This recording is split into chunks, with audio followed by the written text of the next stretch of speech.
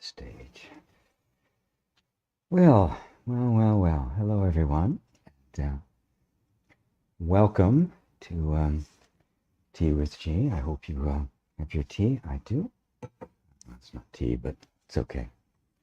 Whatever your preference is for a beverage to go with satsang. there's, if there's such a thing as a good pairing for that. Um, Thank you all for being here. As I said in my video that announced this, I am going to start doing this once a week again, simply because the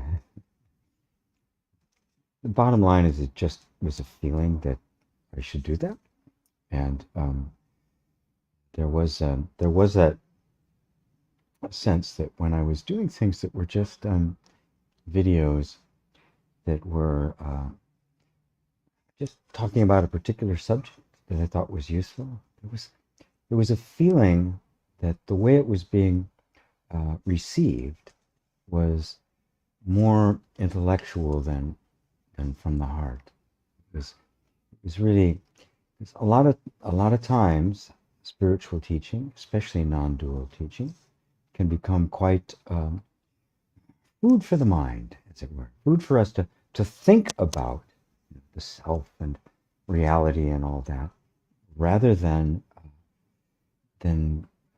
go through the steps to experience it directly.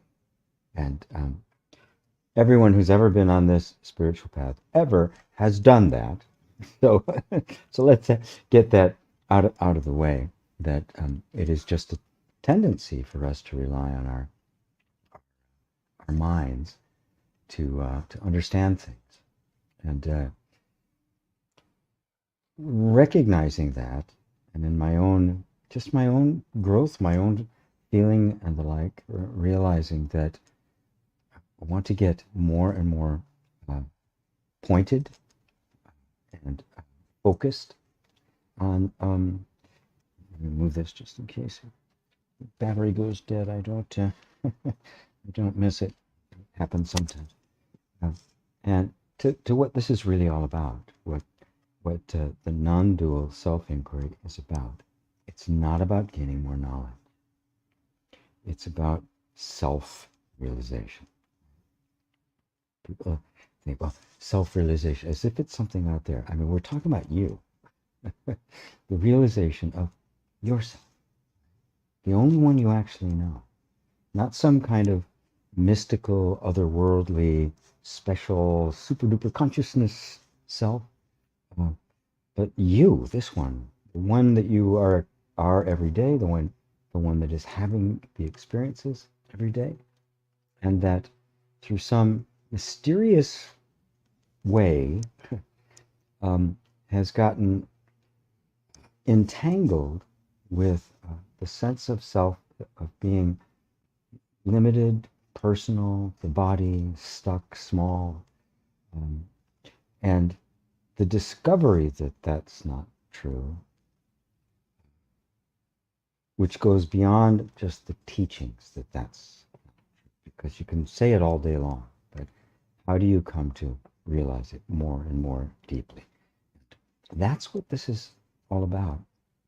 And so I solicited questions that we can, because I've just found when answering questions, it is more hitting the heart. It is not just fodder for the mind, and that you helped me out in spades. I've got 3 emails came in to me that had questions, and before I even went, the moment I went live, when I just put up the little thing saying I was on my way, I was setting up the audio, there were already questions here, so I thank you for that very much.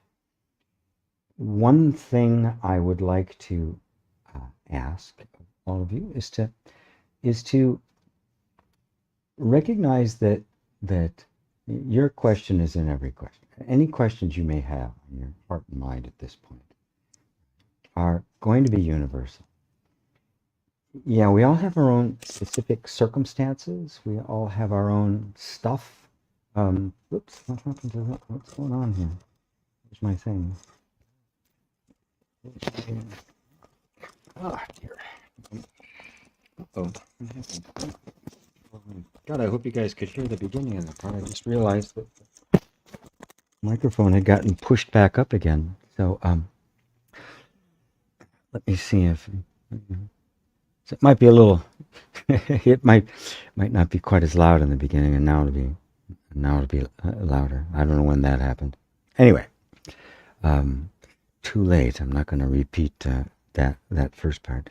But as you're formulating your question, as you're thinking about it, don't think so much about your question in advance that you don't hear an answer to somebody else's question.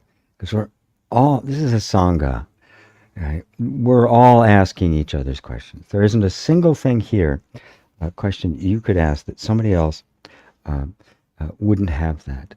And the beautiful thing about this kind of energy, the energy of awakening and the energy of liberation, is that it is universal. And even though it may sound like I'm not talking directly to your question, in fact, I'm not talking directly to your question, there's something about this energy that seems to say, yeah, whatever, and goes to the heart of what we're all seeking. Right? And remember, all the questions, no matter what shape they're in, all have at their root the same essential question, which is, who am I? How do I put an end to suffering and know genuine, lasting happiness? It's always that, right?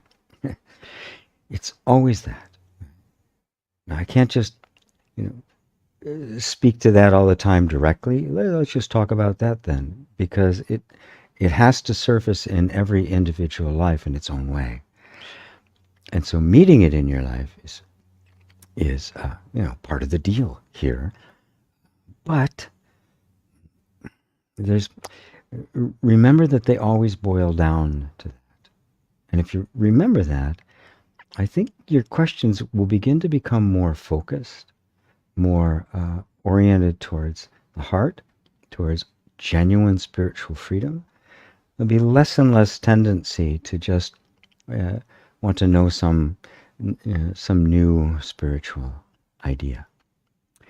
So on that note, I'm going to start going through the list here and picking off the questions that are already here and ready to go. And then at some point I'll pull something out of the emails, which I have sitting right behind this screen, where I'm seeing these questions. So I'm going to start out here with Jay. Get a little closer to the thing that. And he says, "Hari Om Ji and everyone. It may seem awkward posting this question way in advance. No, not at all. You can post them anytime. I don't get them until the thing starts, but you can post them anytime. I've been kind of pondering this question for a while. It has to do with emotional work and the techniques that I use for it. Teachers that I normally listen to use only meditation to bring attention inwards. Did you notice at some point that there were more things going on in some people, that meditation wasn't going to be enough to pierce through those layers? What was the inspiration for emotional work?" This is a good question, and I'll try to give it some really good context, because there's I found that meditation wasn't adequate. Take that back. It was only adequate in certain conditions when people were ready for that. And when that's the case, meditation and non-dual inquiry is enough to relieve the whole thing, to take care of even the deepest, most horrifying traumas, that it was enough. But in so many cases, most cases, it wasn't, right? That it just couldn't make a dent into the level of suppression and resistance and distraction that was there because of the depth of the emotional wounding that had taken place, mostly in childhood, almost all in childhood. And so more was needed. More was needed. And I flip-flopped back and forth a lot over the decades that I've been doing this as to just actually thinking it was one side or another. At some point it had been really very psychological, other times more energy work, other times just purely self-inquiry. But eventually, as I grew and I lost the sense of identity, I stopped looking for a permanent truth and started more with the flow between all the opposites. It just kind of naturally began to fold into this place where it was one person at a time. What does this one person need? And sometimes it's just straight up emotional processing. I've been very happy to find that I don't really have to do much other than the tapping stuff. That seems to be enough to get down to the root of all the problems people face, the deep stuff. It's a way of opening between the tapping and inner reconciliation. The way in which, the context in which it's delivered, it's enough.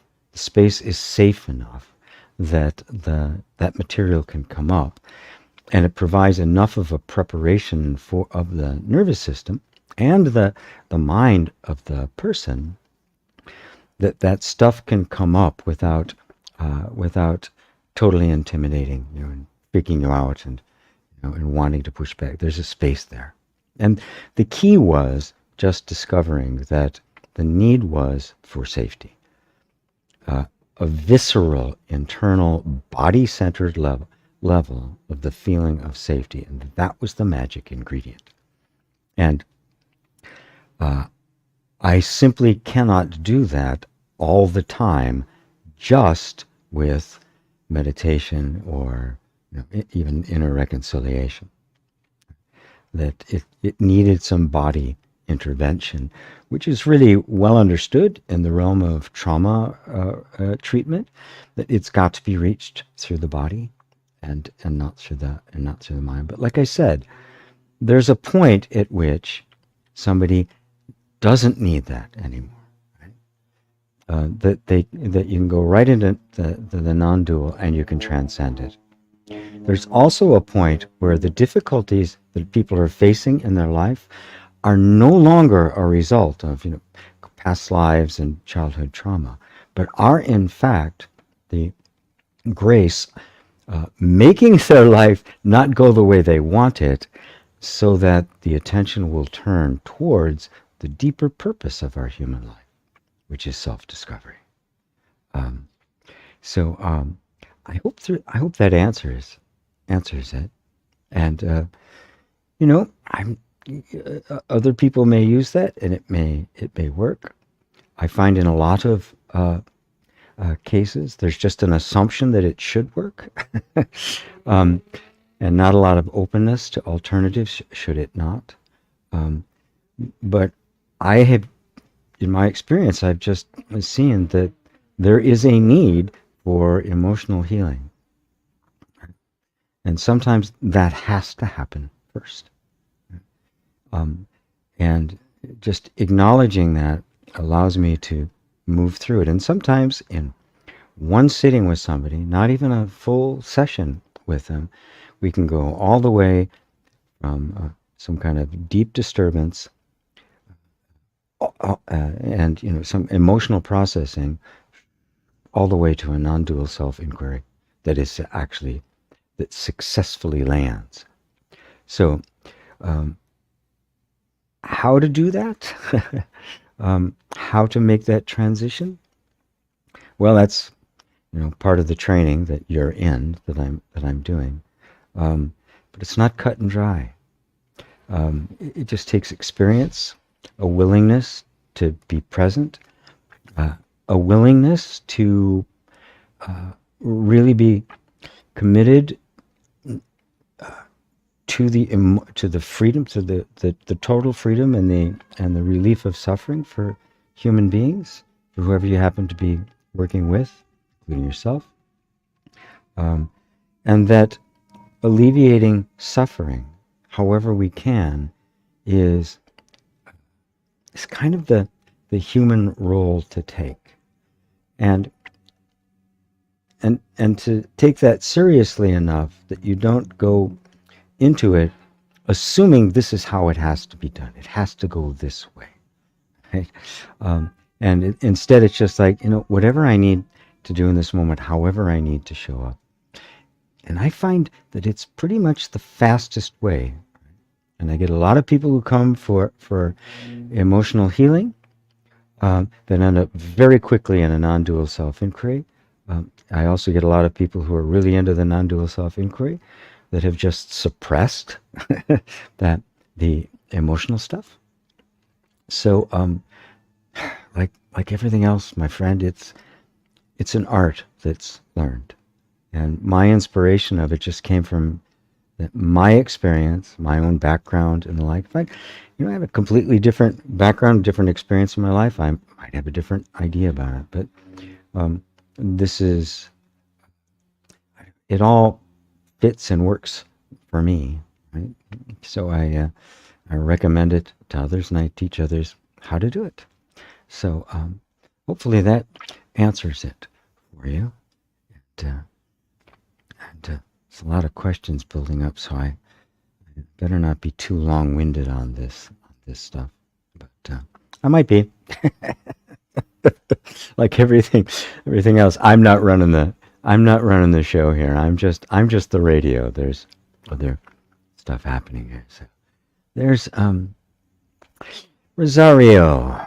Wait, well, another question right up. I become aware that experience cannot exist without awareness. Yep. And the perception and awareness are the same. Could you please go deeper into this? Thank you for your help. Are they?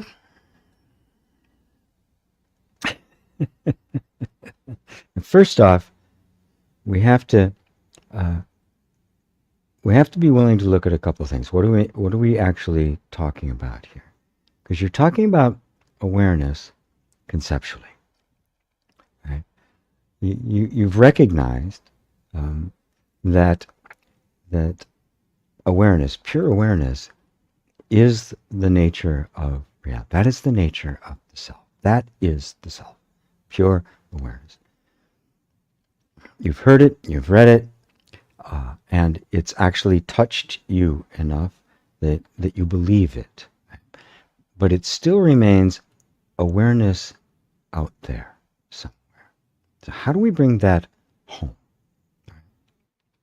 Well, you're aware right now, right? Everyone here, you're aware, right? And what's kind of unique to us human beings is we're aware of being aware, right? Now, right off the bat, the fact that I'm aware of being aware is a non-dual recognition. Okay? Because it's not awareness, one awareness recognizing another awareness, is it? But I really want to bring it right home here because you are that awareness. It's not something out there. You're experiencing it every single moment. So right now, you are aware of me speaking and me waving my hand and me sitting here on this screen sipping on my latte. Huh? Now, that awareness, which is your true nature, has been called a person, an individual, Rosario, living here, having these characteristics. That's been the big mistake, that experience somehow experience is talking about awareness as if it were a person. So notice right now, if you can, as best you can, the awareness you have of me, the room you're in, the seat you're sitting on, the other people's comments, the temperature outside, whatever it is you happen to be aware of. And notice how that awareness isn't a person. The awareness itself is not choosing what it's going to be aware of or what it's not going to be aware of, is it? It's just aware, pure, right? So it's not personal. And notice that it doesn't really belong to you. You didn't create it. It's just there. You can't really find it. When did it start? Well, if you could find a starting place, it would mean that you would have to be there, aware of that starting place, wouldn't you? So it didn't start there. It doesn't matter how far back you want to take it, all the way to the Big Bang and beyond, if you like. It's going to be the same. Same if you extend it out into the future. When's it going to stop? Oh, it stopped. Oh, well, what noticed that it stopped? Now, awareness, that sense, right, that's aware of all of this, would it not be still aware even if there was nothing here? No experience whatsoever, no thoughts, no feelings, no, which is exactly what happens every night when we go into deep sleep. Consciousness subsides, mind, identity, experience, the senses, all of it just disappears. Matter of fact, that's what sleep is. It's not a state that brings that into being. It is simply consciousness saying, I got to shut down. And it shuts down all experience, and it's gone. But wouldn't you be aware of that? Wouldn't that be something, just simply the absence of content? You would still be there. Awareness would still be there. So in that moment, there's no perception happening, is there? So even perception is seen by awareness. Even seeing is seen by awareness. It's a different dimension altogether. Now, the big one, the thing to try to really grasp, this awareness, right? Is it different from you?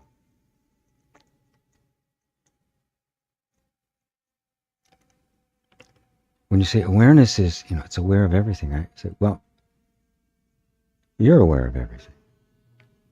So you and awareness, are you different? Is you saying, I am aware of being aware? Right? Are there two awarenesses? Another awareness over there that you are recognizing? So there's two of you? Or are you that awareness? This is the non-dual recognition. I am that.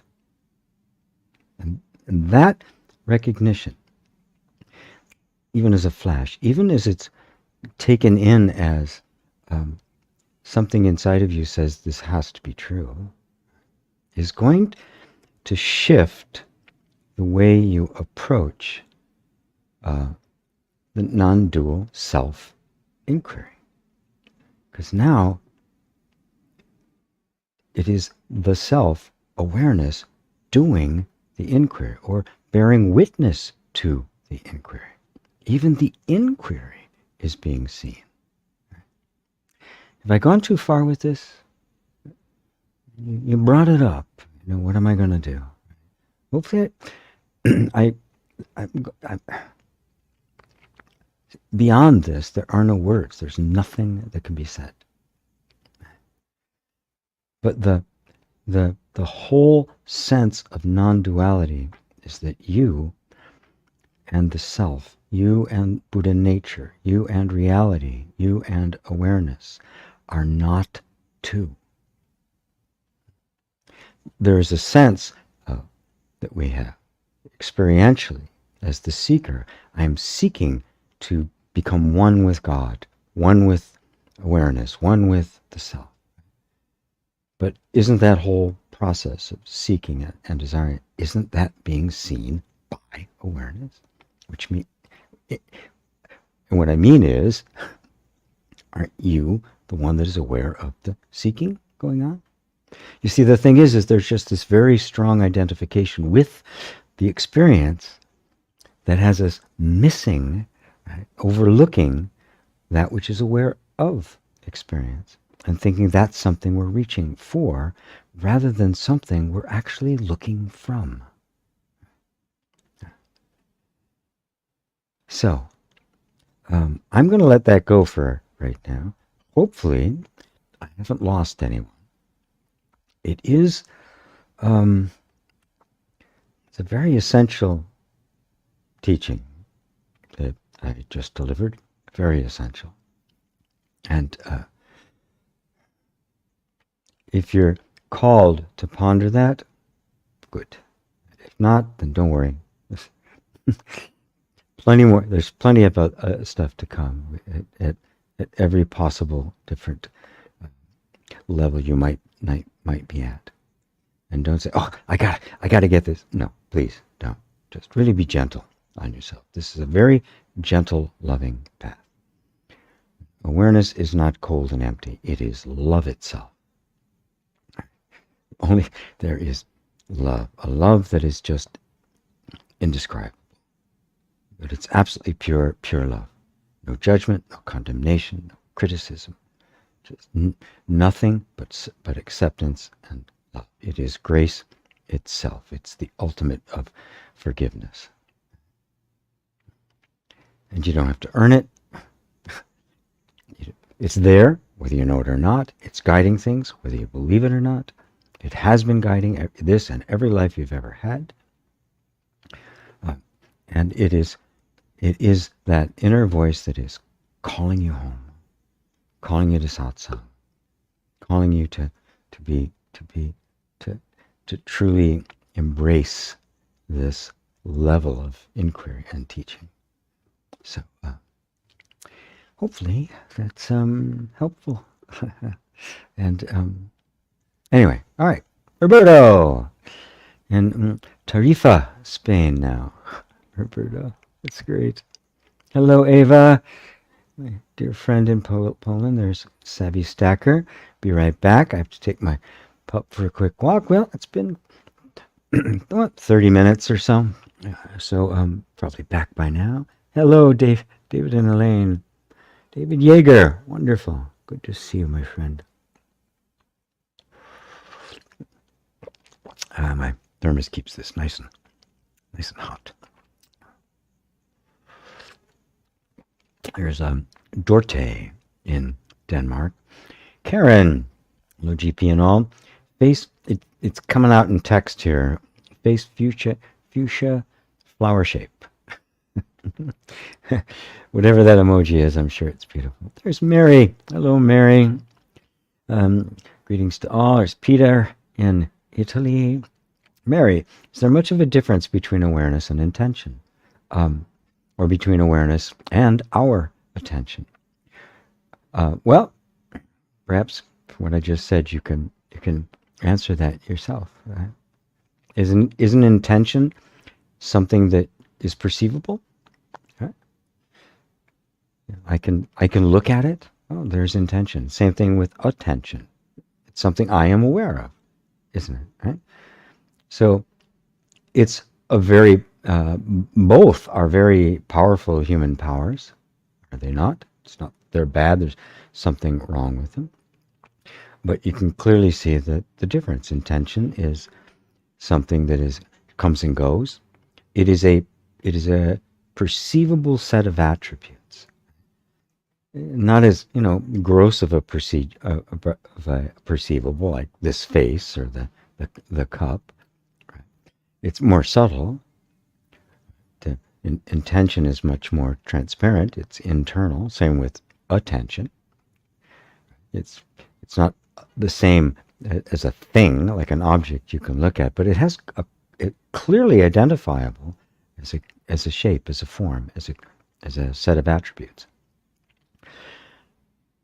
So it appears to awareness always.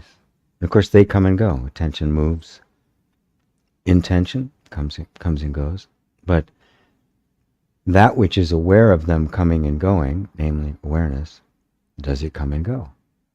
Does awareness itself have any discernible characteristics? No, none. It just is. It is isness itself. It is being itself. That's it. No characteristics. Which means everything that has a characteristic is appearing to it, including perception itself. Right? So, hopefully, it's a nice, crisp, to the point answer. I think you can probably see that, Mary. Katie. Hello, Katie in London. Happy day.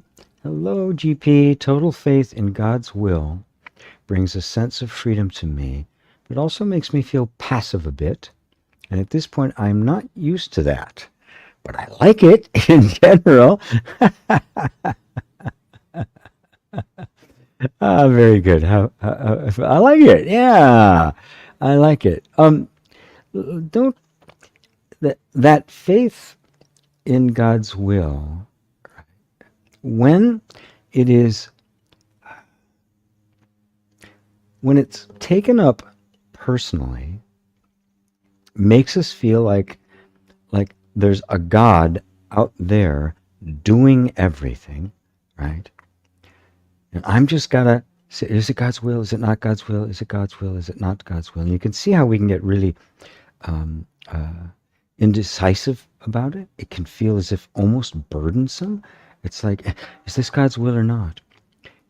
Now, what that means is we have a very personal view of God that likes this or doesn't like that. Says, you should do this, you shouldn't do that. That's the God of the Old Testament. That's the God of the first chakra.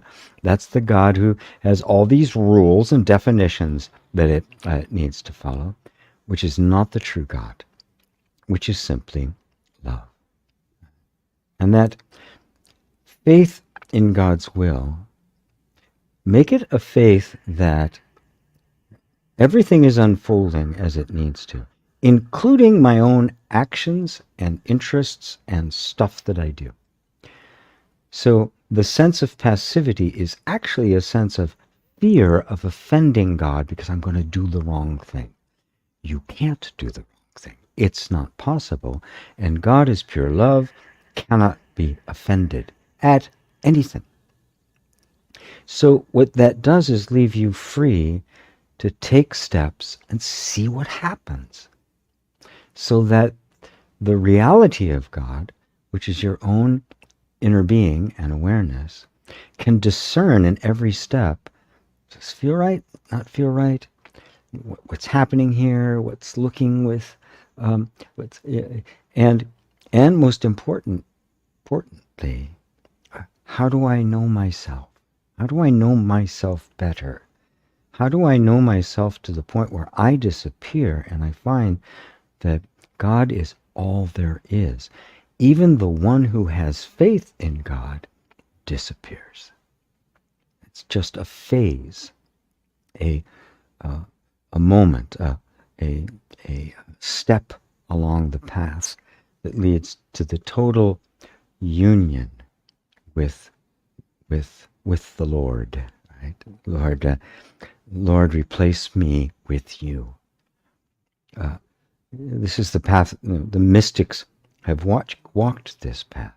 And if you read anything from the Sufi mystics, this is because it has this faith in God that resolves itself into oneness with God. And that doesn't mean two that are really close, we're tight, we're like this, it means the one seeking God disappears in the allness of God. There's nothing but God. Now, the God of the Old Testament, the God of the first chakra, the God of the Old Testament, who's through a lot of very understandable ways, became the same God of the wrathful God of Christianity, is not that. It is this other being that I have to bow down and worship and earn their favor.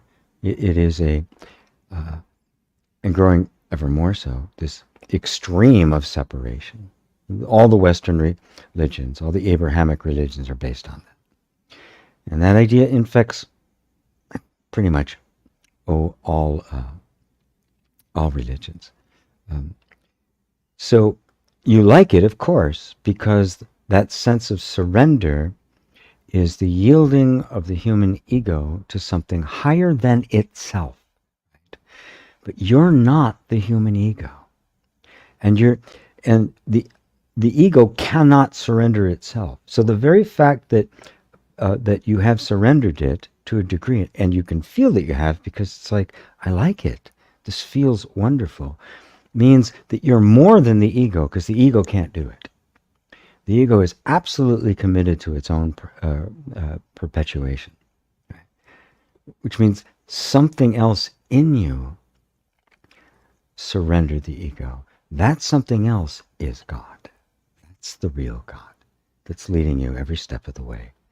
So, happy day. You cannot make a mistake. You cannot blow it. You cannot mess it up. There's nothing you can do to screw it up. This has been your destiny all along. You just thought that you could do something contrary to the will of God. The fact is, you can't, because you are the will of God. Jacqueline, all good. It's better now. I guess the sound got a little bit better because it was all the way back there, which surprised me. I had it all set. Ah, there you go. G and his technology. Yeah.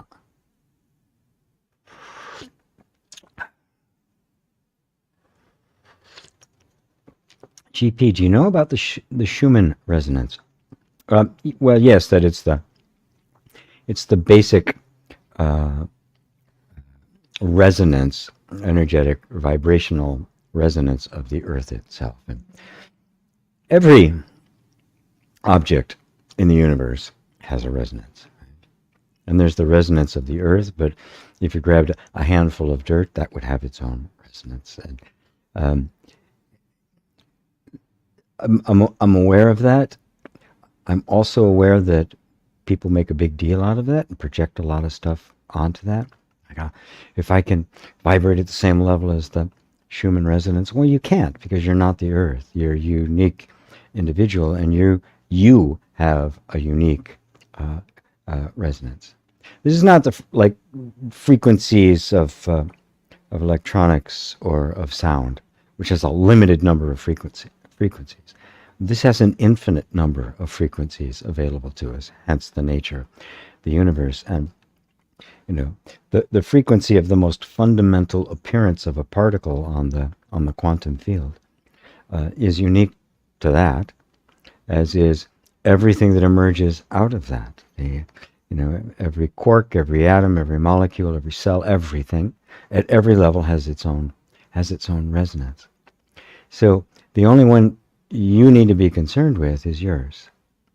And you'll find that at the root of it, at the root of all of the vibrations, is that which is not vibrating. It is because it is not a result of something else.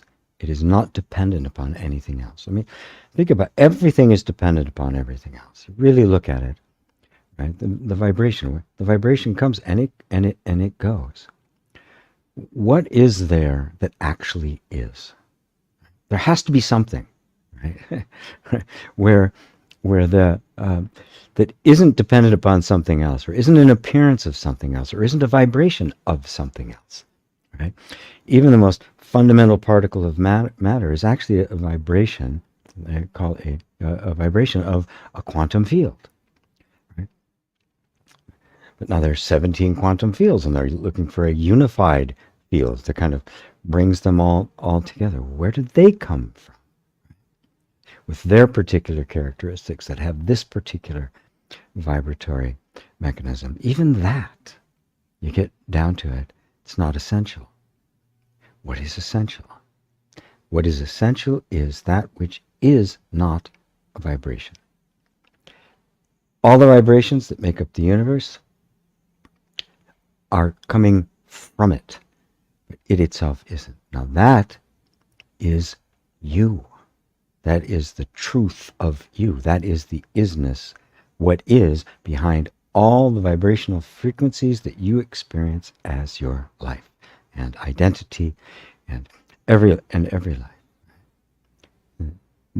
This whole path is the deep search for that which is not an appearance of something else, the absolute essence of your being, which is the self, which is yourself. Not something out there, but you.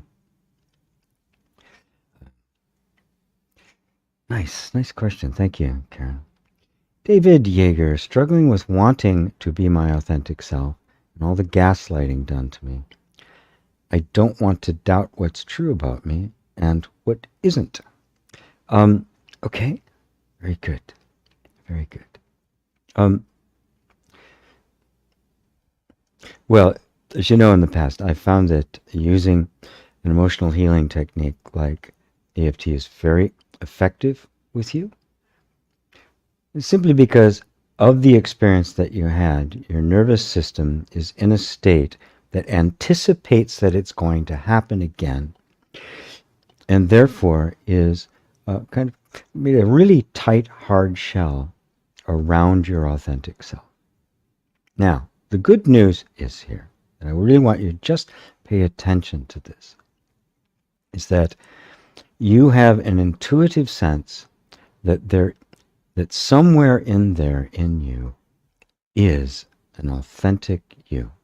Something that hasn't been completely, wiped away or conditioned out of existence by the gaslighting and all the other abuses that you suffered.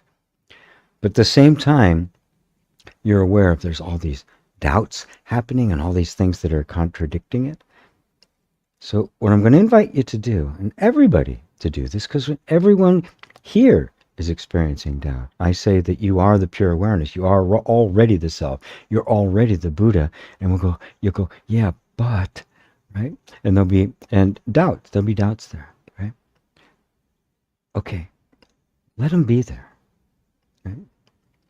Let the doubts be there. Don't pick a fight with the doubts, which are nothing but the conditioning of the mind that is not going to just stop doubting. But you don't need its permission. You don't need its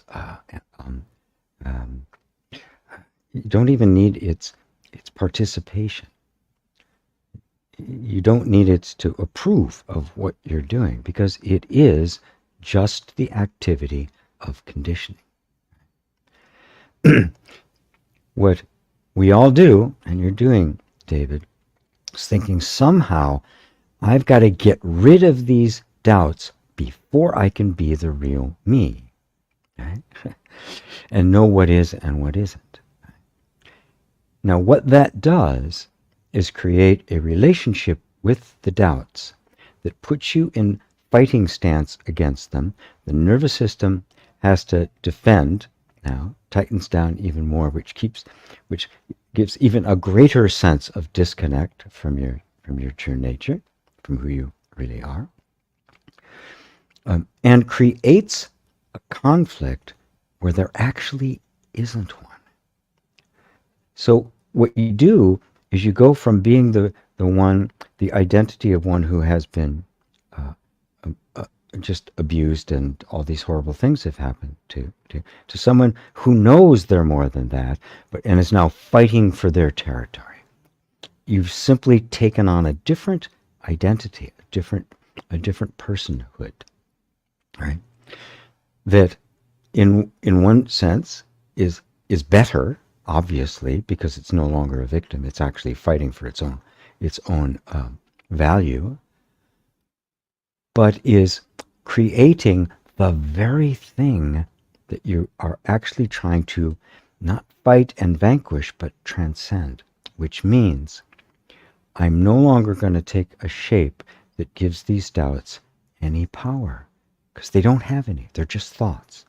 The only thing that keeps them coming is the fact that I've engaged with them. I have a relationship. I expect them to come, and I'm ready for them. Right? What if that's not there? And if a doubt just comes, and you go, oh, there's a doubt. There's nothing to sustain it. It just has to go poof and go. The thing that keeps all of our distresses and problems and foibles and traumas in place is our participation, is the becoming some kind of form or shape in either in acceptance of them or trying to get rid of them. As a result, we turn them into a power, an authority, a self-acting entity that's working against me. There's no such thing. It's a ghost. It doesn't exist. I am believing it into existence. Without me doing that, it's just a thought that says, I doubt it. This is an important one because, boy, did I have to wrestle with this guy. Right? Somehow I've got to vanquish these doubts. Why do these doubts keep coming? Right? Why? Because I keep engaging with them. I keep feeding them. Yeah. Get away, get away, get away, get away. It's like, oh dear, they're just a thought that took shape for whatever reason, going back to the past, however you want to do it, but just took a shape, and there's the shape of that particular set of thoughts that are there because of conditioning and experiences and all of that. But they mean nothing. They are absolutely just thoughts, like clouds passing through the sky. Coming to see that, right? Even though it's hard because we have gotten used to being the identity that's, got its, that's ready to do battle, or that is going, please, not again, please get rid of this, take this away. Right? All of that which is forming a relationship, it may be difficult to let that go because that's the real culprit. And we don't see that. We only see the doubts, the reaction to the doubts. We don't see that let's see if I can. Right, there's another very significant, very fundamental teaching. In between you, just as you are, the real you, the true you that's there the whole time, that's actually the awareness, it is the true you that is hearing my words right now. And the events that happen in our lives, there's a third element that arises that is, Ramana Maharshi put it this way. He said, like a spirit, impalpable, the I thought arises. It's not a thought up here, because he said it's like a spirit, impalpable, which means it's undetectable to the senses. You cannot see it directly. You can only see its influence. This is the person, the personal identity, the sense of a self, of a separate self. And it's silent and it's invisible. You don't see it. It's just there. Creates the relationship between you and the experience. It's a shapeshifter, so it'll, if this relationship doesn't work, it'll just create another one. It just goes like that until you see that, my God, there's something else here that keeps creating relationships. And that's not me either. I'm discerning it. I can't discern it the way I would discern, because it's subtler than than the thought, which is clear. There's a doubting thought, right? But the only reason that doubting thought has any power whatsoever is something else arises that claims relationship with it and turns it into a me. I'm struggling. I'm having a problem. I want to be free. I don't have access to the true me. It's so subtle. It is so subtle, but it's the heart and soul of non-dual self-inquiry is what is actually me and what is being perceived. And the more you do the inquiry, the more you become aware of the subtler and subtler realms that are invisible to us, but influential. So I'm going to leave it at that for those of you who can pick up on that. If you recognize this, it is just such a huge open doorway to freedom. Because you see, it's not even you who's identifying. We think, oh, I'm identified. There it is again. I've got to get rid of that. That's just the same sense of a person saying now, oh, I've got to get rid of it, creating another shape to deal with all the terrible thoughts and feelings that are coming up. If you get that, you'll see that you've never been any of it. You've always been the pure, perfect awareness, aware of it all. And you go, well, where did it all come from? Don't ask that yet. It'll all become clear, because that will just be the mind trying to figure something out. And this is way beyond where the mind can go. The mind cannot perceive that energy of the person, of that energy that creates a separate self. The I thought that is imperceivable, that is the essence of the I thought which arose. I am. The very first thing it did was, first there's just the I am. Just I am. I am. Pure I am. I exist. Nothing attached. Out of that came I am the body. Out of that, all the rest of it. The I am itself emerged out of the absolute, which is beyond even the I am. So, how's that, folks? How's that going? How's this going for you? How's that working for you? Well, I wasn't sure if we were going to get this deep into it today, but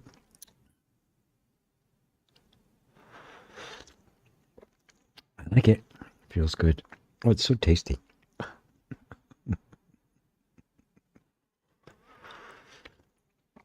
Life's little pleasures.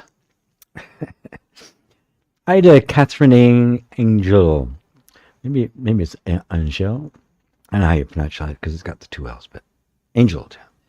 Seminole, hello to you. Hello to you. Michael. Hi, GP. Just want to ask if you got any tips on coming out of survival mode after 15 years plus of shutdown, rough childhood. I managed to gain back myself through tapping for a couple of months, though. Good. Keep it up. It's a process. There are different levels and different layers to it. And a trauma is the shutdown, right? And why did it shut down? Because it wasn't safe for it to be itself. Simple as that. If you understand that that's what's happening here, the object isn't primarily to get out of shutdown, right? It's what you get when you get out of shutdown. You get access once again to the full complement of who you are, of all your capacities. Right? So recognizing that you've been in survival mode for all those years. 15 years took me longer than that. I didn't even realize it was going on till I was well into my 30s before I actually began to grasp what this was all about. Even though I had incredible spiritual experiences that were beyond it, right? Another reason why I knew why emotional healing was so important, because I was completely stratified, right? And but it's another story. So the other thing you can bear in mind is that you have always been the true self. You've always been that which you're now feeling as if you have to gain back. That's all the conditioning that put you into shutdown because it wasn't safe. All it was trying to do was protect that, the real you, from actually being damaged. It created the whole shooting match in order to keep you safe. That's the deeper meaning of it. It was actually protecting the purity of you, which is still there. That was the first, maybe the second major spiritual experience I had, when I realized that there was this essence and it had not been touched. I did not understand conditioning or anything at the time. In fact, it wasn't even a word at the time. I was a kid, right? I was 19 years old. Didn't even know about any of that kind of stuff. But I knew that there was a bunch of junk in the way. But remember that that is who you are now. You're not your conditioning. Grasping that is such a relief, and what it does is it shifts the approach. It shifts it from somebody out here struggling, trying to get back, to being that, simply removing everything that's in the way of the expression of it. Can you see the difference? One is trying to get to it, which in a certain sense is impossible because you're already there. The other is you simply now actively engaged in clearing away that which isn't you. And the use of tapping and inner reconciliation, my whole approach to it is that you continually create an inner environment of safety. It is that sense of safety that allows the system to detect that it is now safe to come out of shutdown. You can't force it. Every bit of forcing just says it's still dangerous. Voom, it's not safe to be me, right? Which is really what all this is about. Which unwittingly, most self-help and personal development just do that. You've got to fix you. There's something broken, we're going to fix it, right? You're going to be really, really good. But the nervous system interprets that as here we go again. It's the same old thing, and I'm ready for it, right? I'm ready for it, no problem. Bring it on. And shoop, just shuts down. But instead, if you start recognize, oh, this has all been to protect me, the pure me that right now wants freedom of expression. I'm now aware of the freedom of expression. So I'm not really winning myself back. I'm liberating what I've always been. It's a completely different way of coming about it. And now suddenly the conditioning isn't some enemy that you have to vanquish. It's your friend that you now have to re-educate that it's okay. It's okay to let the defenses down. Because you stop hitting on it. You stop pounding on it from the outside, right? It's, get rid of you. And instead you're going, wow, thank you. Thank you for keeping me safe. If you see me tap with people, I often do that. Thank you for all these years. And eventually, thank you. I love you. Complete shift of relationship with the nervous system. Coming now, not from somebody who's trying to change it, make it go away, but from somebody who actually loves it, appreciates it, and wants to bring it into a state wherein it is supportive of self-expression rather than limiting it because it now knows it's safe to be expressive. Is that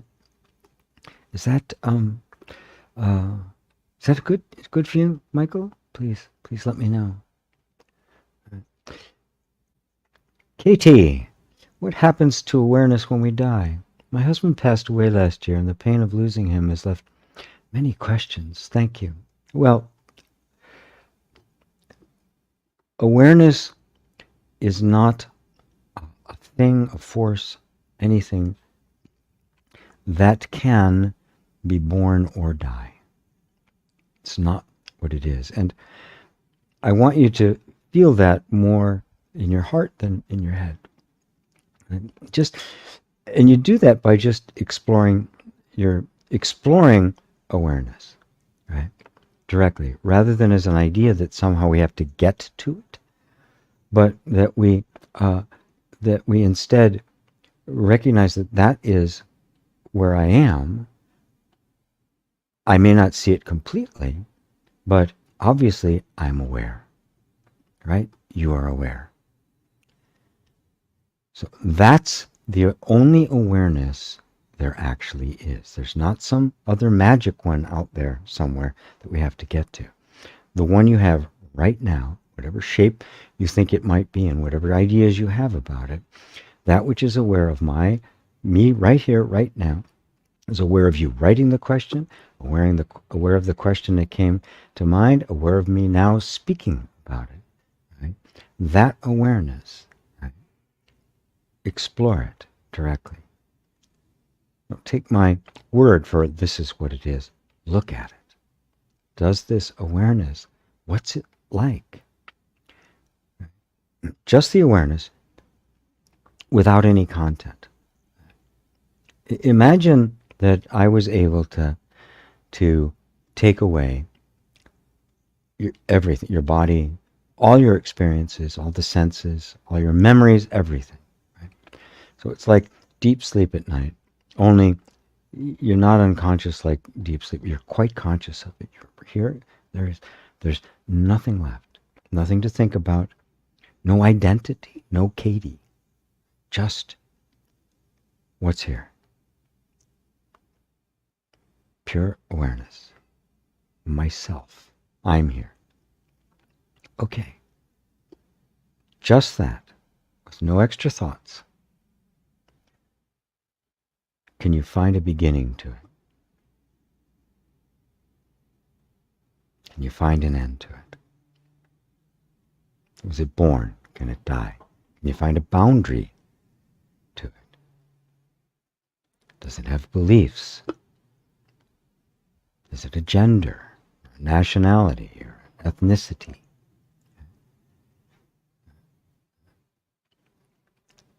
This is exploring it. This is self-inquiry. You are looking at yourself, right? Without any of the normal things we think about of ourselves, like this is who I am. I'm born here, and I had these things. I've had these experiences, and I got these degrees, and I do this job, and I like this, and I don't like that. Right? Those are all later. They all came later. So we just bypass all of that. Go directly now to that which is aware of them, which is you. So we're just going to look at you without any preconceived notions. And what do you find? So, since we have to put words in your head because we're not actually working on this with each other. Since I'm assuming you really can't find a beginning to it, you can't find a place where it was born, because if you did, you'd have to be there seeing it born, which means, oh my God, I'm here. So whatever I'm witnessing being born, it's not that. You really hit where you go, wow. Now the mind will go, what? No, there's got to be a start. There's got to be, it'll want to look at it, but you go, I can't actually find one. That's the fact. I can't find one. So maybe there isn't one. Mind can't accept that. The way we normally think, just can't accept that, but there it is. At least, maybe there isn't a point at which it begins or ends. Which means your husband never had a beginning and never had an end. we had an experience. There was a beautiful experience. That in order to have experience, it requires two, with all the ups and downs and the like, all the beautiful stuff, wonderful stuff, sweet stuff, intimate stuff, and all the difficulties and struggles, the whole ups and downs of life, all coming and going, coming and going, coming and going, coming and going. So like birth and death are happening all the time. Not just born here, die there. But you could even say there is no birth, there is no death. There's just this constant transformation of energy, which means the essence of your husband and the essence of you are one and the same, which even though you can't see him as a manifestation of that essence, he's still quite here, just like you are. He's completely alive because he cannot die. The form was never alive in the first place. It's just a transformation of energy. That's all it is. It's all, everything we call myself is just a transformation of energy that's in constant flow and never sits still. There's no person there. There's no being there. The being is always that which is aware of it and out of which it came. So when you have this experience that from this angle we call death, which means I can't see this form anymore, what really happens is this form, trying to maintain itself, even though it's constantly changing, eventually just ceases. The body falls away. When the body falls away, what falls away? Well, everything goes with it. Everything, just, it's gone. What remains? You. Not the personal you that was identified with the form, but the infinite, formless you that manifested both as you and your husband and the relationship and everything that went on between you and family, whatever happened, was a manifestation of that. So ultimately you see nothing is ever lost. Nothing. Nothing was ever born. Nothing ever dies. There's only the self, the pure awareness, the God principle, you, which is you. I hope that brings you some comfort and answers some of those questions. It's a big deal in our human lives to recognize the impermanence of form. And everything that takes shape is going to dissolve away. Everything. Look around, it's happened. That's all there has ever been.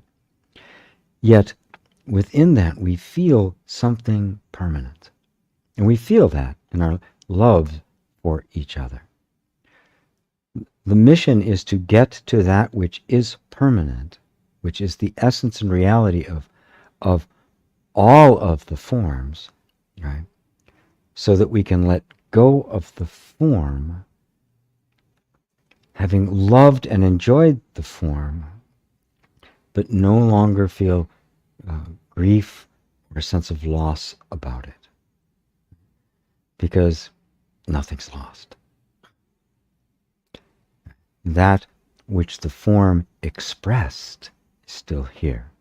That of which the form was an appearance still can never leave. It's never born and will never die. That is your own awareness. That awareness is the awareness. It is the self. It's not something out there.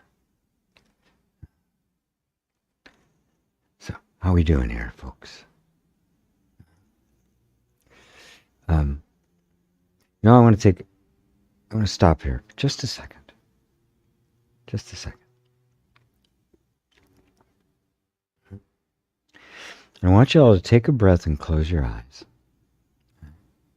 Just for a moment. Just for a brief moment here. Not even going to be a long time. I want you to just let go of all the questions. Let go of the answers. Let go of the expectations. We're going to pick them back up in a moment. I'm not going anywhere. Not to worry. But just for a moment, just let it all go. As if all your questions were answered. And this guy on the screen didn't have to say another word. Go back to whatever the heck he was doing before.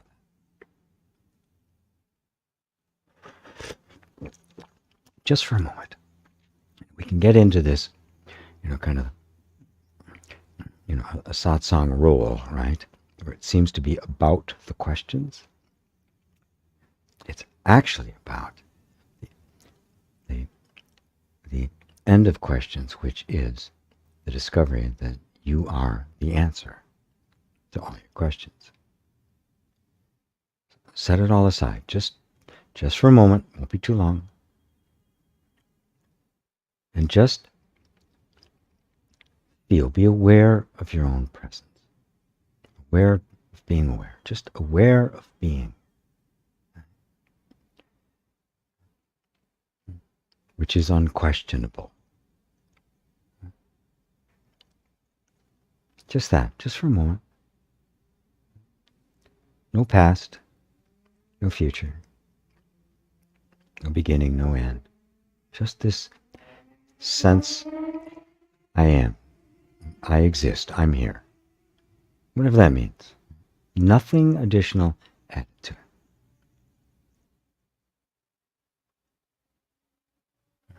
Just for a second.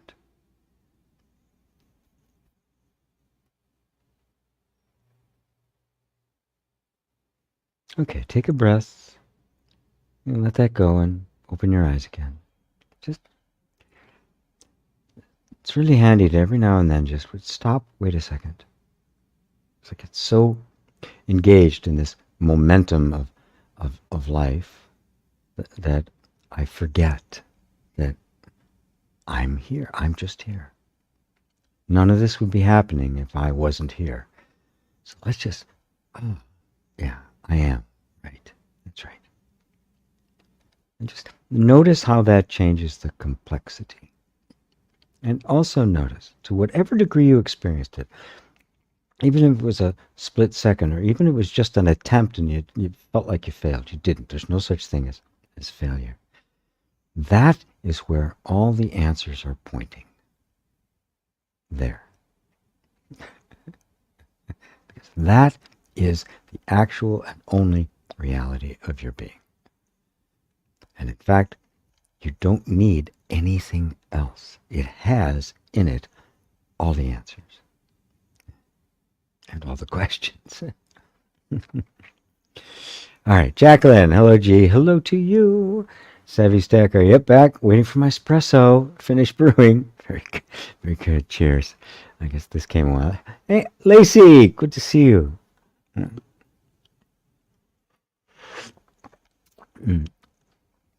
I think I see intelligence and material. The intelligence can express through form, and it can be measured in a closed way I think is called ego or me. Yes, very good. We see intelligence expressed in things, like we see music expressed in a song. Right? And so the intelligence that is manifesting in the form is not stuck in the form. It didn't enter into the form and get lost there. It is not limited by the form. Right? The form is simply an expression of it. And you'll notice that all those forms come and go. They come and go. They change shape all the time. Now, the ego is the idea that this form exists independently of the intelligence. In fact, it possesses intelligence inherently rather than being a reflection or manifestation of the intelligence. That's the delusion, right? That is the ego. That is the person. That is the sense of separate self. Right there. That's it. That's the whole thing. I think that this form possesses that intelligence. It's like thinking that the radio is singing, right? Rather than just being this thing through which the music is made manifest. And that's not the true me, right? Because it doesn't exist. It's not real. It's a projection onto that which is nothing but an appearance, coming and going. And the true me is the intelligence which being manifested. And eventually you see that the form isn't material, that it too is that very same intelligence. That it's in the form, it's in all of it, right? It's in the transistors in the radio, it's in the singer, it's in the singer's throat and mouth, it's in music, it's in the composer. It is all of it, right? And we can even drop the idea that there's an intelligence being made manifest. It is one. It is one, absolutely one thing. Both the form and the essence are not two. Oops. What happened to my screen? I take a quick look here and make sure. This happened again. For some reason, my phone is not charging. Oh, and now it is.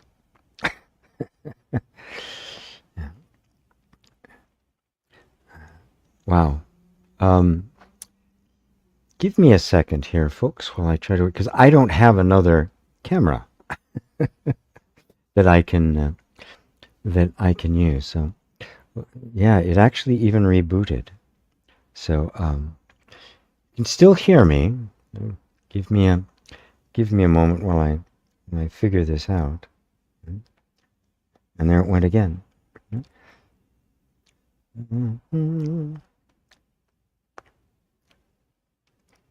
Is it charging now? No, it is not. Low battery. All right, I'm going to mute myself here for a second while I try to sort this out. Alrighty? Give me a minute.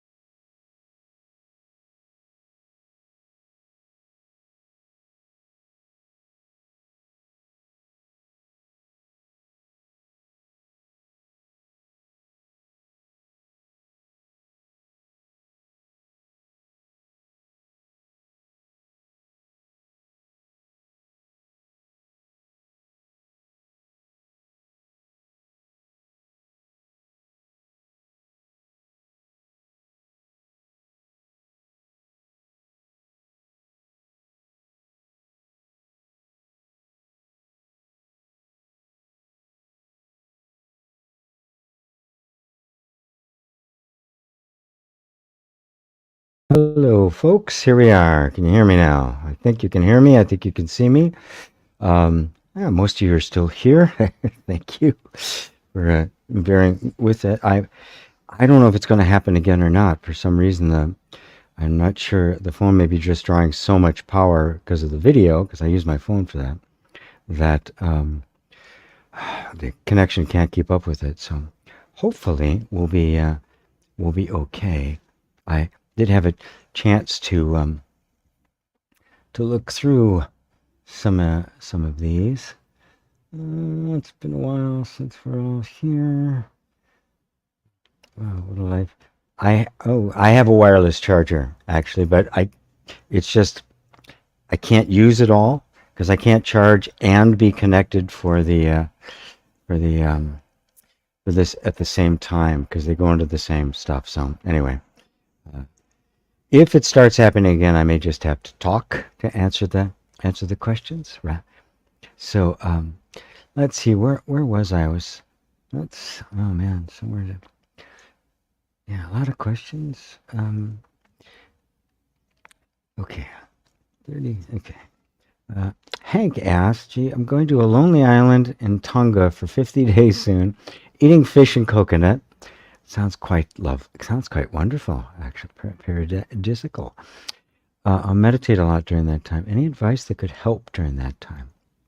Well, uh, the goal of meditation is to know is to come to a direct realization of who you are. So what are you meditating on? Right? Put your attention on, if your meditation was nothing other than continually bringing your attention back to the simple sense of I am, the simple sense of my own being, and nothing else, that's what Nisargadatta did, which led to self-realization. It is direct, it is simple. Ramana wasn't his experience. That's not the way it happened. That was what he recommended. Just put your attention on that which actually is, that which you know for certain, which is I am. And then just notice how that I am is forever being drawn into relationship with all sorts of stuff, defining itself, putting a costume on, being and different things. When you notice that's what's happening, you'll see that energy of the person, the I am this or that is constantly drawing the attention out of the pure I am. So you just keep going back there and back there and back there and back there and back. In fact, that is the only meditation or practice you actually need. That is the same thing as saying, who am I? Right? Oh, I'm not all of this stuff. Well, who am I? Well, what do I know? I only know that I am. That's it. Right? And every attempt to conceptually say who I am is going to be a concept. It's going to be a form. It's going to be a shape. It's not going to be who you are. It's what's aware of all of those concepts. Right? So it is, for most, not an easy thing to do. I mean, it's simple. It's really direct. What else do? It's not elaborate instructions, right? It's not like 17 steps and do this and, dance like this and wave the chicken and chant. It's just look at you. Bring your attention to yourself over and over again. But the habit energy of lifetimes is engagement with experience that creates the shape of a person that appears to be operating and living, and even the well-meaning person, right? The spiritual seeker, the one who's cultivated compassion and patience and wisdom and love and all of that, it's still a person. It's still a shape. It isn't the actual realization of who you are. And that, recognizing that even the best you can possibly be isn't it, is kind of what separates this non-dual path, the true non-dual path, from the others. It's not an accomplishment at all. The impact of this inquiry is to purify, to make more compassionate and loving and patient and wise and all that. It's the impact that it has, like the wake on a boat. But that's not the same. It's not, yeah. But don't mistake that for who you actually are. And if you keep that up, everybody, everybody do that. Everybody. Notice that it's not problem solving. It's not, we don't have to deal with every little thing that comes up, one thing at a time, like we're playing whack-a-mole or something. It's this, as I'm going right back to the one thing I know for sure, and that is I am. Right? And since we have, on good report from real, from the kind of the luminaries of the spiritual world, that this is the direction to go, and you're hearing it, because not everybody hears this message. That means like, maybe this is the direction I should go. Everything in the world, it's as if there's a Mara, a Maya, a devil who wants to keep you from doing this. All of the resistance is going to come up. Guaranteed. Yeah, guaranteed. And that's where the rubber meets the road. All right. I hope that helps, Hank. Really enjoy your time. I'm kind of jealous. Rosario said, thanks. The answer was good help. Hello, Sean. Good to see you. Sub allowing for God word. Yep. Yeah. Or the self, or Buddha nature, or pure awareness. Remember, they're all words, right? God is a tough one because it's just got so much overhead associated with it. So many, and especially in the West, we've, the God we've grown up with is not a likable fellow, right?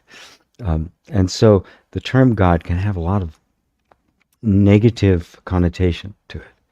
We got to kind of do our best to reclaim it, right? And say, well, no, that's not actually God. That's not what it was ever intended to be. That's what the human ego and its love of power and control turned it into to serve its purposes. So it became the God of the ego. It is. The Abrahamic God is the ego on steroids. You can just tell, look at the character of it. Capricious, jealous, angry, doles out, wants constant attention, right? Praise me, praise me, praise me. the love, truth, what is it? Truth doesn't need any praise, doesn't need any help. It doesn't need armies of people to fight its stuff. Give me a break. All right, Jacqueline, I just got out of an inpatient program and I was diagnosed with bipolar, struggling with having another label while having this non-dual path open up so rapidly for me. I feel confused. Okay, well, enjoy the non-dual path opening up, because the reality of you, who you really are, is not bipolar. It is not. It cannot be sick. It cannot have any kind of difficulty. So all of these are labels and assessments and diagnoses of our conditioning, not of you. And in the conditioning, there may be what we would call bipolar, an extreme between emotions, of depression to elation, right? Which is what bipolar is, and other nuances to it. But so here's what I would do.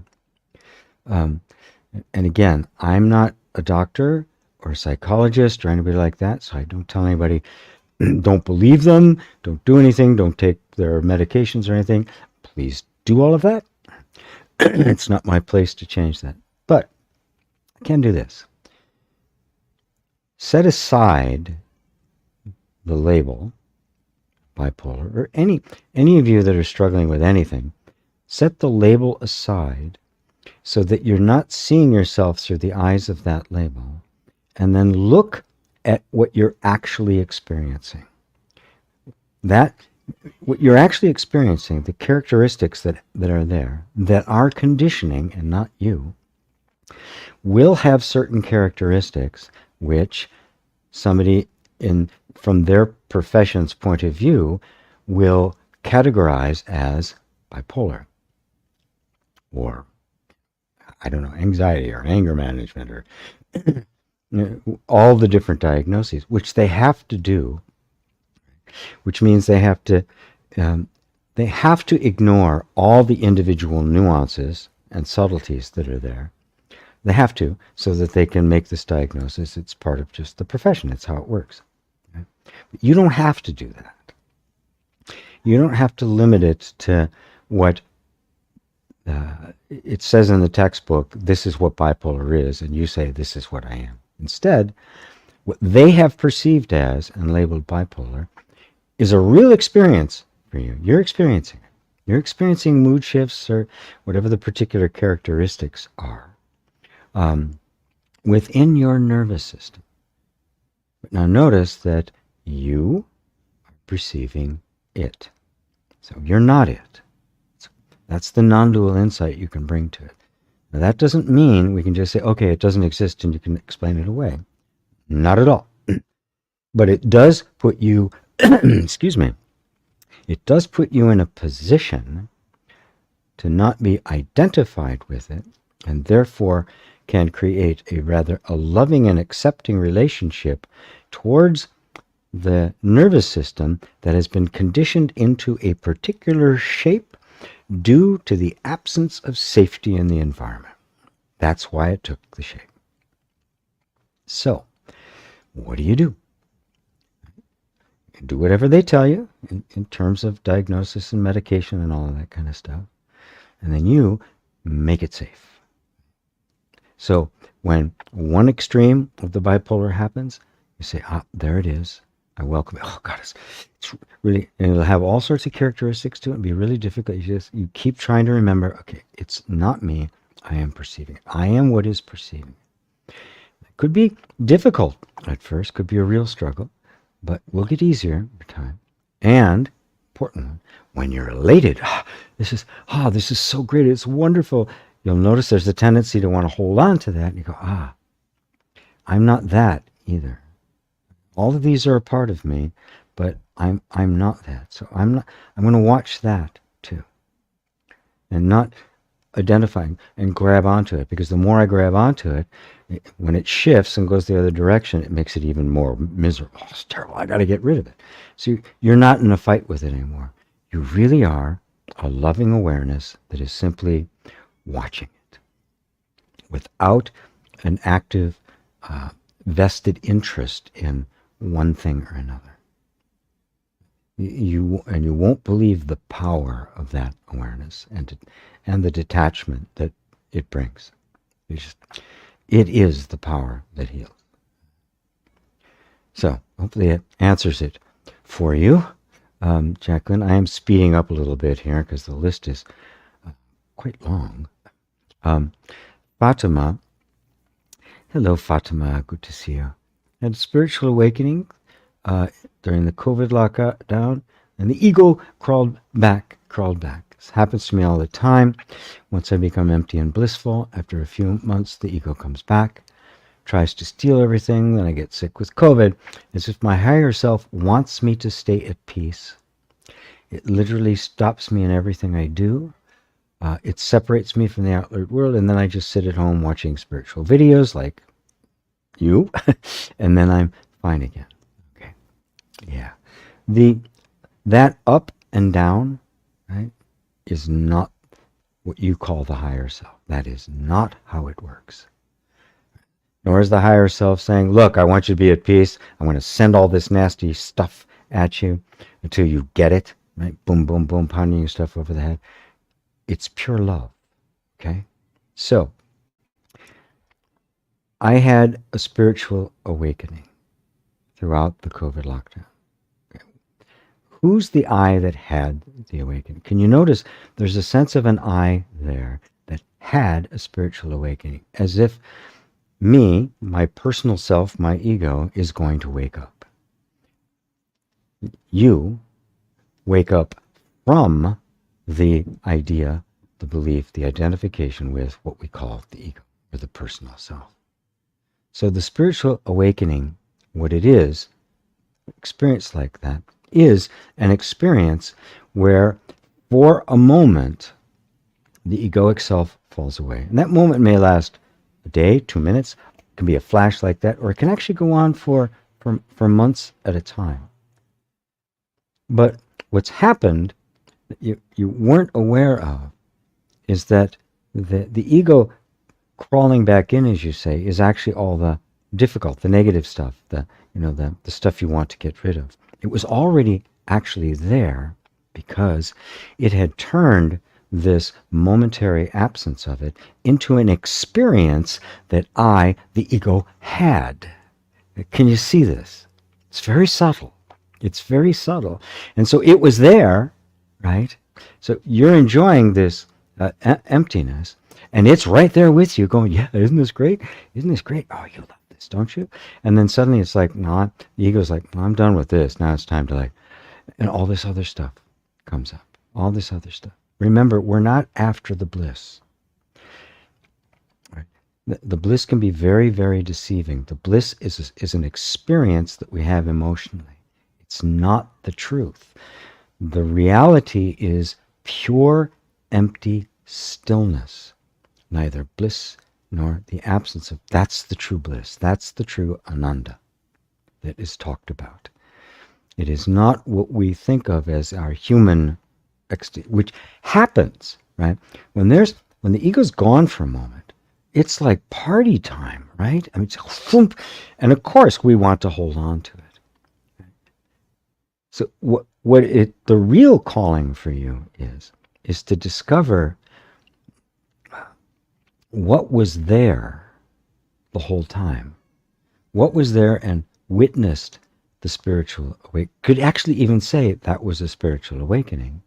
And at the same time, sees the ego crawling back in. But may have missed the ego sliding in seductively, right?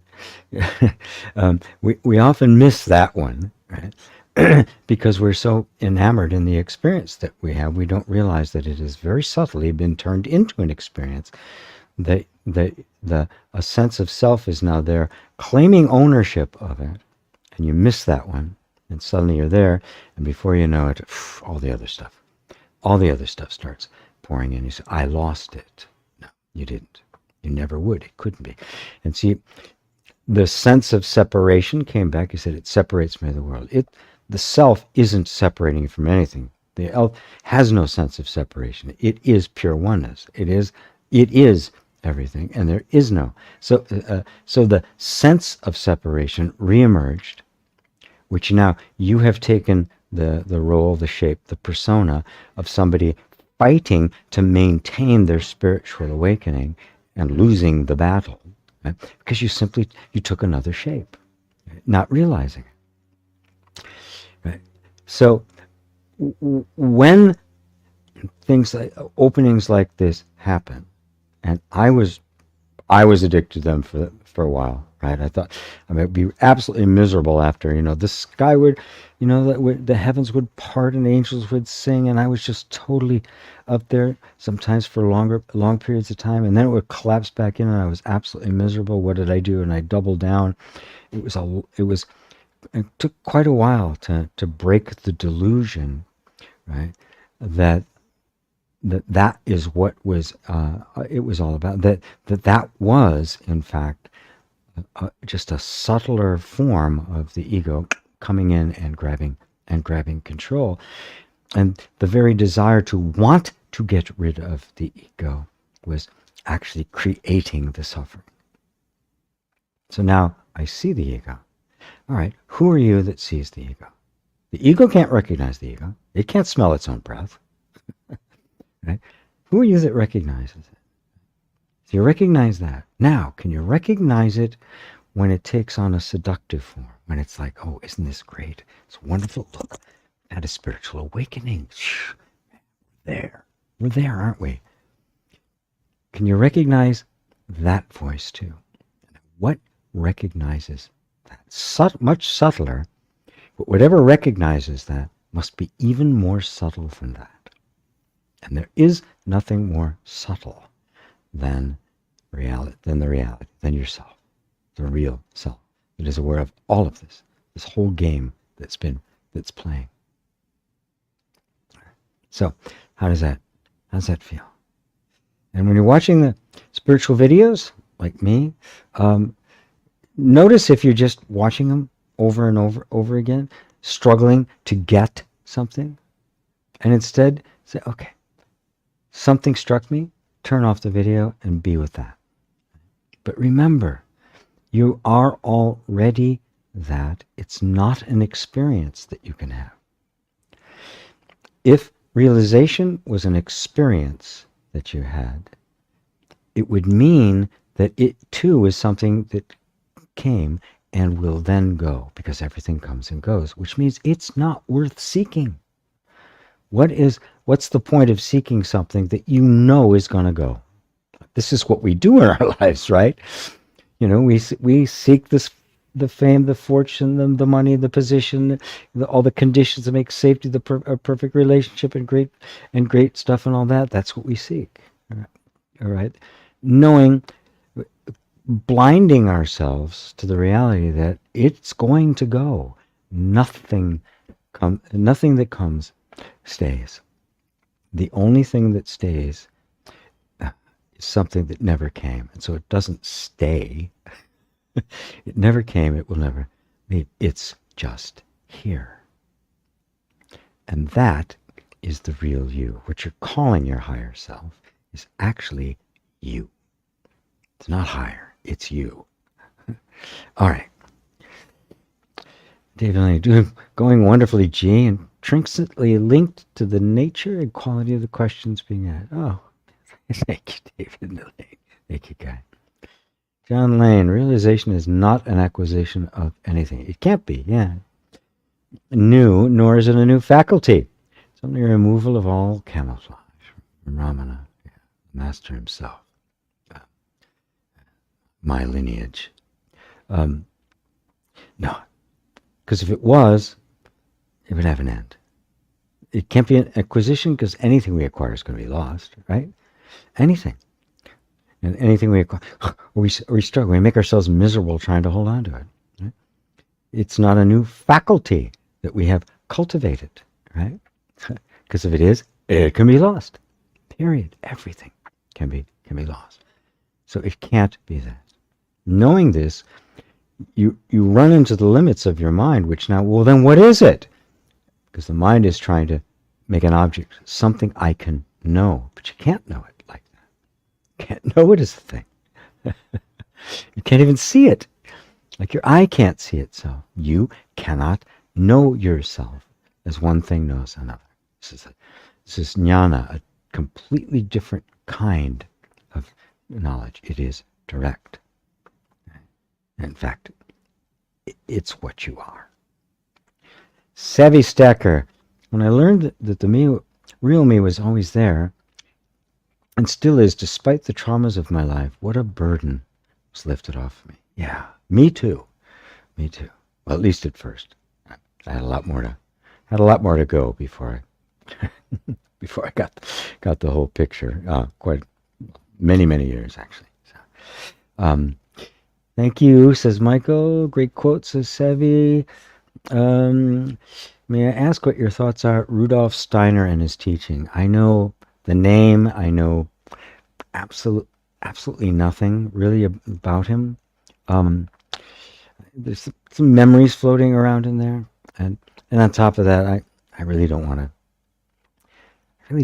to comment on other people's teaching, because everybody's teaching has its place, and if it resonates with you, then it's yours for a while. But all teaching fades away. All teaching is temporary, right? It is only the inquiry itself that yields that final answer, and it's not a teaching. It's not a practice. It's a direct looking, right? And this path of non-dual teaching is really just that. It's not even teaching.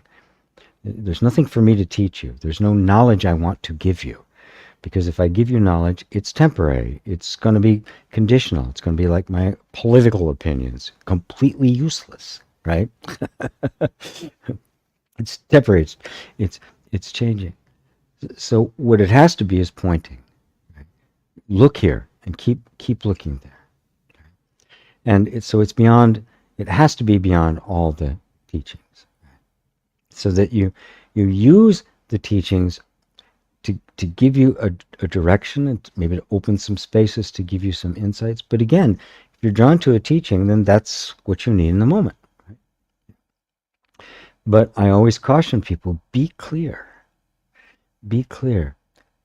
Am I just wanting to collect more knowledge, spiritual knowledge, because it feels good and feel like I'm getting somewhere? Or is it actually, or is it bringing me real freedom? Am I just using this as a distraction from going into the one place I don't want to go because I can't see myself there, and it's dark, it's murky, I don't know what the hell's going on, and the teachers tell me this is where I have to go. I'll get back to you. Let me go. Oh, this teaching is so beautiful. What about that? Like, I don't know. I don't know about Rudolf Steiner. At this point, I don't want to comment about anybody. Right?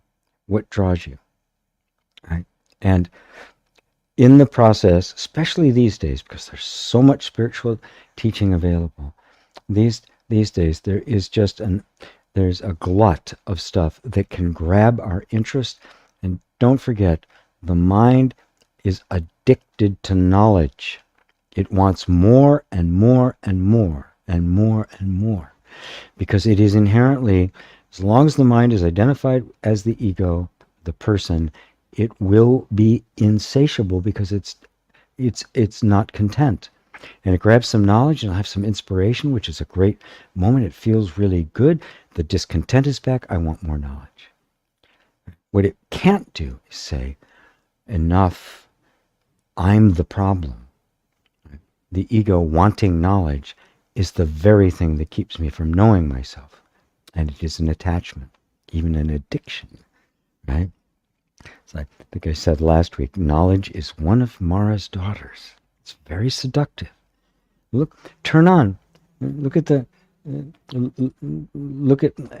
TV shows, the interview shows, the political pundits, the philosophical pundits, the spiritual pundits. It's just one idea after another, isn't it? Right?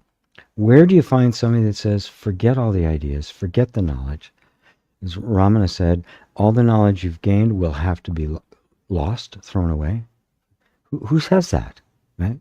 Who says, don't? Right? Now, if you finally come in contact with someone who says that, throw it all away. You don't need it. You have enough. Right? You do not need any more of it. Right? Do this. If you've come in contact with it, it means you're ready to hear it. There's a wonderful story of a Zen, became a Zen master, had enlightenment, but he had been a great philosopher at the time. This is in China. A great intellect. I mean, a brilliant debater. He always won debates. I mean, he was just couldn't pin this guy. He was so precise, intellectually so powerful, so knowledgeable. And so he had a conversation with the Zen master. And after him, laying out all his stuff, the Zen master said to him, yeah, but who are you?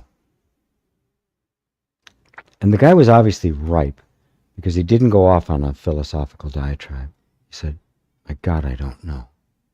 All of this knowledge, I don't know who I am. He threw it all out. Became a monk, took a job in the charnel grounds, which is basically where they burn all the dead bodies. So there's it's not a nice place. He took the job there, and which is where he just, who am I? The answer to that question, who am I or what am I, is not going to come by any accumulated knowledge. In fact, at some point you'll see it just gets in the way. So I'm going to leave it at that. That is the, you know, and I went there because I know you, Barry, and I can go there. Somebody else, I might not have put it just like that. So I would ask you, right? What am I trying to get from the various teachings that I'm looking to? What am I after? What am I after? Am I just being distracted from doing the one thing I know I need to do? Surely, liberating what I've always been, priceless. You're right. Let go of the form. You just healed the recent losses I've been grieving. This is a profound conversation today. Deep, deep, deep gratitude to you. Oh, wow. Let go of the form. Notice you don't need it.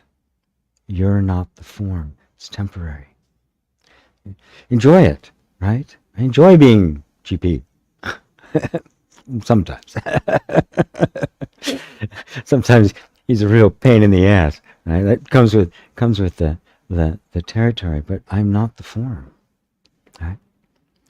And every time I find myself in that state, on a subtle level where I've identified with the form, usually I find that out because something is, I'm suffering in some way in my life. It's something's off.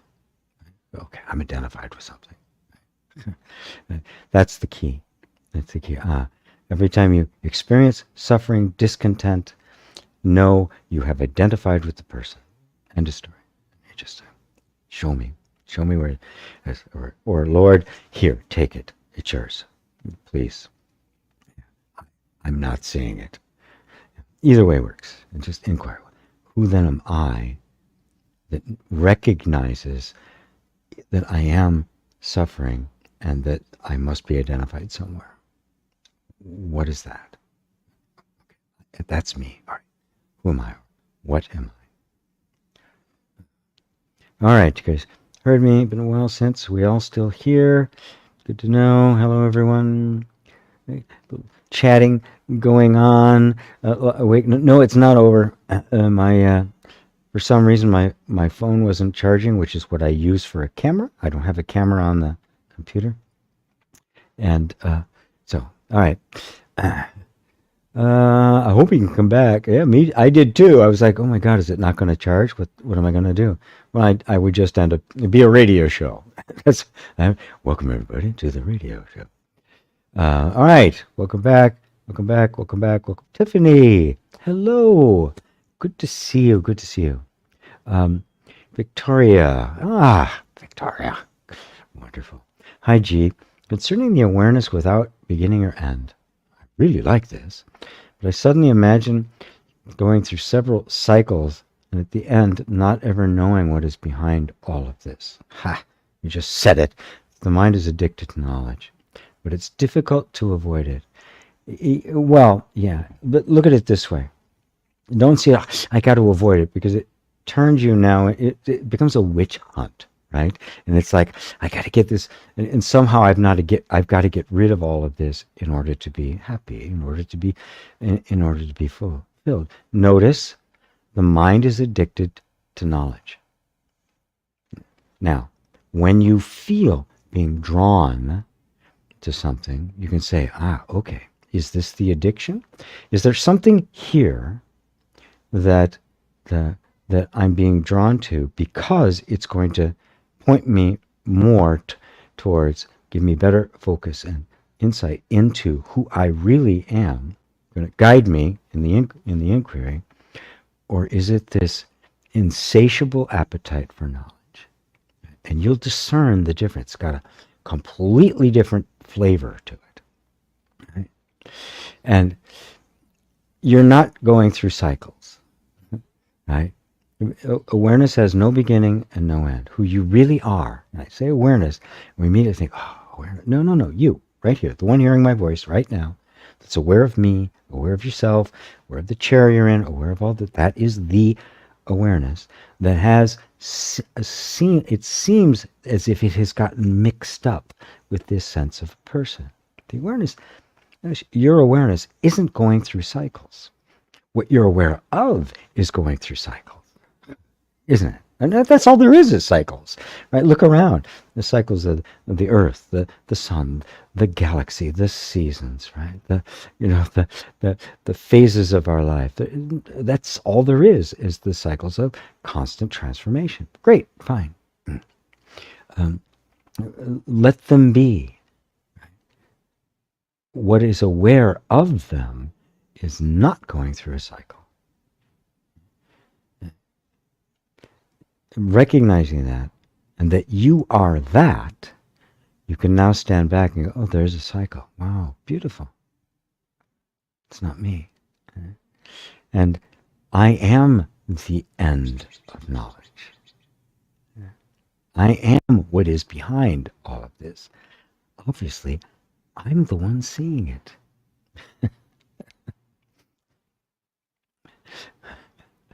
Oh, I'm the pot of gold at the end of the rainbow. Well, I'll be damned. Imagine that. And at that point, you recognize that that awareness is what discerns between the desire for knowledge or the unfoldment of, in expression, the awareness. What else is going to perceive it? Right? The addiction to knowledge cannot recognize itself. The ego can't smell its own breath. Can't do it. You say, look, man, you need an Altoids, right? No, I don't. I'm good. No, you do. So, yeah. So, it's the mind that says it's difficult to avoid it. It's not difficult for the self. It's the self, who you are, is absolutely clear about who you are. It's what is discerning all the differences. Every time you've had an insight, we say, oh, that's not me, that's not true. That was awareness made known. That was awareness bringing you back home to where you've actually never left. I can't pronounce that. Glitch fiend. Love the glitches, yeah. David, GP, when you answered my earlier question, I realized I've been wrapped up so tight in fear of letting my guard down would wipe out the real me. Right. Yeah. And there was a time in your life when you needed to never let your guard down. And of course, it takes a while for your nervous system to recognize, oh, it is okay to let it down, right? And letting it down isn't going to wipe out the real me, which was, of course, the fear, right? That made it do it in the first place, because in the environment you were in, they wanted to wipe out the real you. They did. They didn't want you to be you. They wanted you to be that. I know that one personally. It became a matter of whatever I could possibly hold on to that was some semblance of me. So, where are we at here? Did I just run out of questions? Oh, I never got to the ones that got sent in. Let me look at these really quick and see. One of these.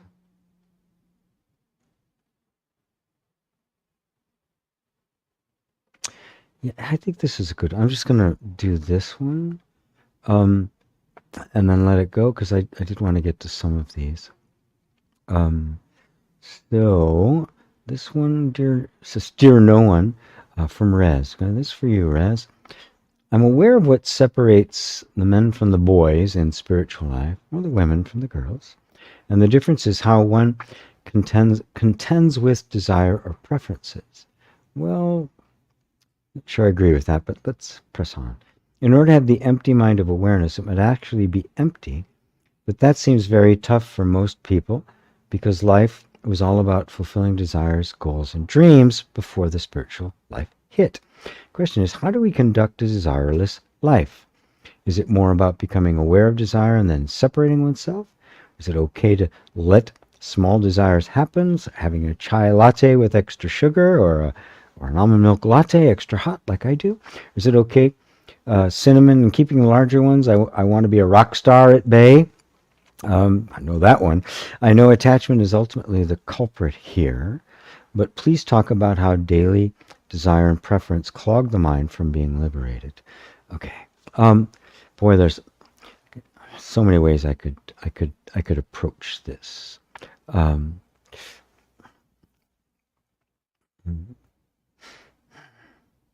First off, you can't empty the mind, because the mind is not an entity that is full or empty. It's not a container.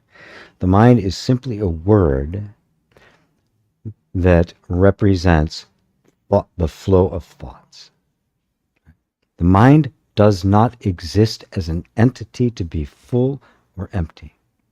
First, see that. That's not what we're about, trying to make a quiet mind, a empty mind. There is no mind. There is only the flow of thoughts, which themselves are, as the Ribhu Gita put it, evanescent ripples on the limitless, still ocean of consciousness.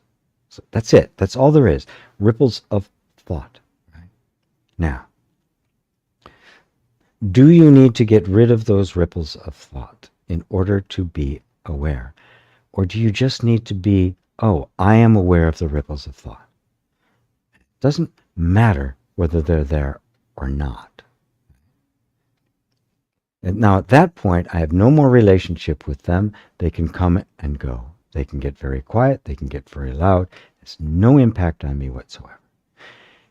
Now, one form those ripples take is human life with its ups and downs and desires and interests. Again, without an egoic relationship to desire, it's innocent. There's nothing wrong with it. It is what it is.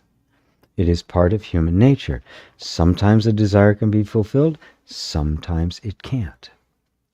When one has come to the place in their life where they are now engaged in genuine, non-dual self-inquiry, you can let go of all the spiritual ideas before that we have to conduct a desireless life. It's not possible. The nature of life is desire. Take away desire, what happens to life? Everything is dead on the planet within weeks or days, simply because, why? It takes desire to eat. And certainly within one generation it's gone because it takes desire to reproduce. Desire and life are one and the same. So if we see it as life, the function of the life force, and not a personal thing of my desire, which there is no such thing, it is only the desire of life, suddenly it's just, it's just desire, it's not my desire, it's not your desire, it is the nature of life itself. Boom, I'm already detached from it. It can do what it wants. It doesn't matter what is happening. So yeah, I have this desire for a chai latte. I have it. I have the chai latte. And my almond milk. I have the almond milk latte. If I can't get the almond milk latte, it's like, God damn my life. That's attachment. Right? It doesn't matter. It's harmless. We have to be able to discern between those things that go on in human life that are absolutely neutral and harmless, and those things that create suffering. What creates suffering is the ego taking possession of what in fact is just the flow of life and trying to turn it into something that it's not. Saying, I need to have that. This is my desire. This is my need. I want that. Who's that I? Look at that. Look at the one who's trying to separate himself from desire. Who is that? Is that really me? Or is that yet another form that I'm being invited to take? At one time, it wanted to be a rock star. Right? Now, did that just fall away because you don't care, because it really doesn't, you see, all these things come and go? Or was it suppressed? I really do, but I shouldn't have that because I'm spiritual. The former is genuine growth. The latter is just more of the same that's actually going to lead to more suffering. So if the desire is still there, it's go, oh, the desire is still there. Who is it that wants to be that? And what do they think they're going to get out of it? What's going to be the great payoff? And so you begin to discern the desire is simply life itself, but the egoic mind has attached to it things that don't belong to it. Right? The egoic need to simply perpetuate itself. Separate yourself from that. That's where you separate. Not the desire, not the things that are happening, but from the egoic projection that projects on it stuff that actually isn't there. Right? And then you become liberated from what we call the mind. Right? The mind is never liberated because it never existed in the first place. It disappears. The flow of thoughts is there, but they don't matter, and then they disappear. But you see them come and go, and it doesn't matter anymore because where you are isn't coming and going. It just watches this all happen with loving disinterest. So I hope that helps, Rez. Liked your website, by the way, when I looked at it. So, all right. And thank you so much for the answer and sending huge hugs from Slovakia. Is that what you said, David? Mary says thank you. Ava says thank you. All right, great, wonderful. All right. Since there are no more questions, and I have not eaten a thing today, I think it is time to feed my desire to eat food. It's really my body's desire. It's life's desire. It doesn't belong to me. It's going to be there whether I like it or not. and then see what comes from the rest of the day. So thank you all. Thank you all, my lovely, lovely friends. And I will, as promised, see you all next week. And every week thereafter, until whatever it is that's having me doing every week says, no, we're not going to do it next week.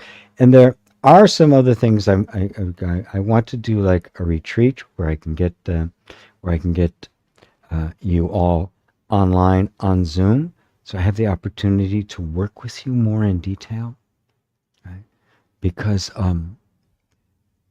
there really is a power of engaging, and this kind of satsang has a lot of benefit, but the satsang in which we can look together, right? And actually have conversation back and forth, and both of us seeking exactly the same thing: union with the self, reunion with the self, or the realization that that's all you've ever been.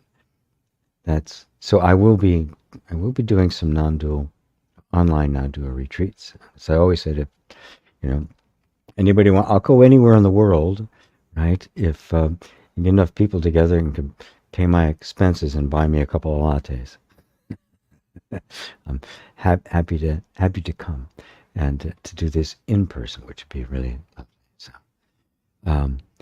Victoria says thank you. Very welcome, Victoria. I'll see you on Thursday, and a few others as well. So until then, my lovely friends, all my love to you, and namaste.